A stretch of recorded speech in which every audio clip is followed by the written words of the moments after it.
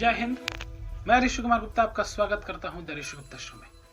आज हम बात करेंगे सुभाष चंद्र बोस के बारे में। तो चलिए शुरू करते हैं। है समय नदी की बाढ़ जिसमें लोग बह जाया करते हैं, है समय बड़ा तूफान प्रबल जिसमें पर्वत भी झुक जाया करते हैं। अक्सर दुनिया के लोग समय के चक्कर खाते हैं, लेकिन जो समय को जीत लेते हैं वही इतिहास बनाते हैं। यह उसी वीर इतिहास पुरुष की अनुपम अमर कहानी है जो रक्त कणों से लिखी गई। जय हिंद जिसकी निशानी है। प्यारा सुभाष नेता सुभाष, भारत भूखा उजियारा था, पैदा होते ही जिसके गणिकों ने भविष्य लिख डाला था। भारत की आजादी के आंदोलन में ऐसे अनेक क्रांतिकारी उभरे जिन्होंने भारत को पराधीनता की बेड़ियों से मुक्त कराने में अपना महत्वपूर्ण योगदान दिया और हमेशा के लिए अपने देशवासियों के दिलों पर छा गए। ऐसे ही एक क्रांतिकारी हैं अपना सब कुछ देश के लिए न्यौछावर करने वाले नेताजी सुभाष चंद्र बोस।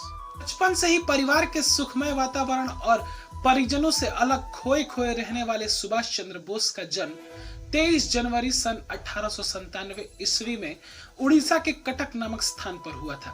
उनके पिता का नाम जानकी नाथ बोस और माता का नाम प्रभावती देवी था।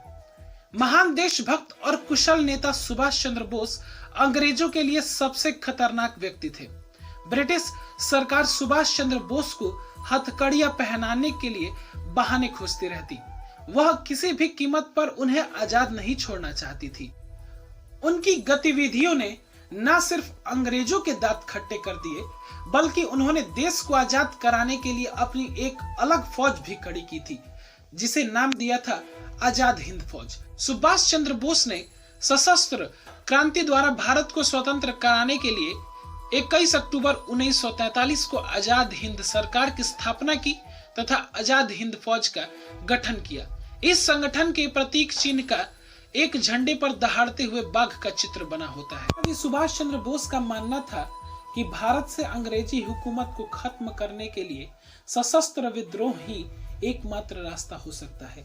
अपनी इस विचारधारा पर वह जीवन पर्यंत चलते रहे और उन्होंने एक ऐसी फौज खड़ी की जो दुनिया में किसी भी सेना को टक्कर देने की हिम्मत रखती थी। वीर सैनिक, राजनीति के अद्भुत खिलाड़ी सुभाष चंद्र बोस ने जन चेतना में आजादी की महत्ता को बहुत ही प्रभावशाली तरीके से संप्रेषित किया। क्या सर्वहारा, क्या युवा, क्या छात्र, क्या महिलाएं, सभी वर्गों में उन्होंने स्वतंत्रता आंदोलन में सक्रिय सहयोग की अनिवार्य चेतना को जगाया। विद्वानों का मानना है कि हिंदू आध्यात्मिकता उनके राजनीतिक और सामाजिक विचारों का एक अनिवार्य हिस्सा है। जैसा कि इतिहासकार लियोनार्ड गार्डन बताते हैं, आंतरिक धार्मिक अन्वेषण उनके व्यसक जीवन का हिस्सा बने रहे। इसने उन्हें नास्तिक समाजवादियों और कम्युनिस्टों की धीरे धीरे बढ़ती संख्या से अलग कर दिया, जिन्होंने भारतीय परिदृश्य को चित्रित किया। बोस ने स्पष्ट रूप से अपना विश्वास व्यक्त किया था कि लोकतंत्र भारत के लिए सबसे अच्छा विकल्प है।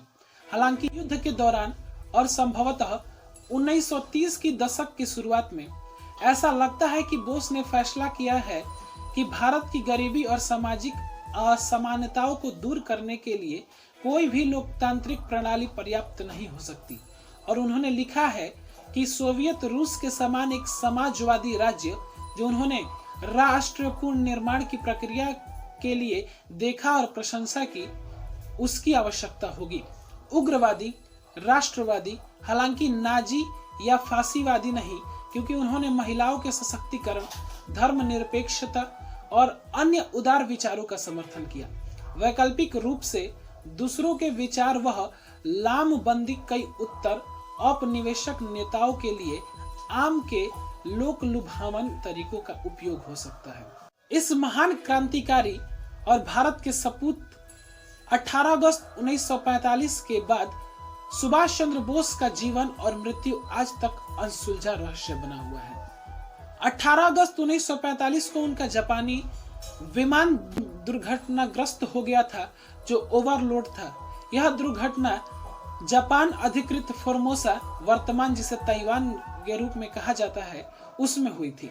आजादी के बाद भारत सरकार नेताजी के मृत्यु की जांच के लिए 3 बार आयोग की गठन की। नेताजी सुभाष चंद्र बोस अभी भारत में नहीं है, लेकिन उनके विचार, उनके नारे, उनके कार्य क्षेत्र की प्रणाली आज भी भारत में उजागर है।